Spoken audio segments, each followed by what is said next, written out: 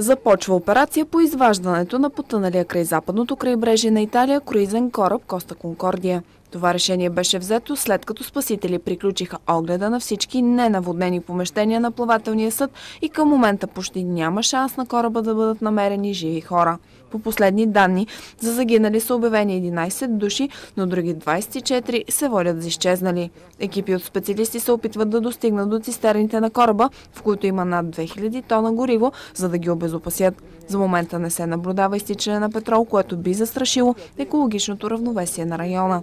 Междувременно италианският съд постанови домашен арест за капитана на Коста Конкордия Франческо Скетино. Освен това, срещу него е повдигнато обвинение за напускане на кораба преди да бъдат евакуирани всички пътници. Припомняме, че на 13 януари Коста Конкордия с близо 4200 пътници и екипаж на борда се блъсна в подводни скали край италиански остров Джилио и получи пробойна, която доведе до потъването му.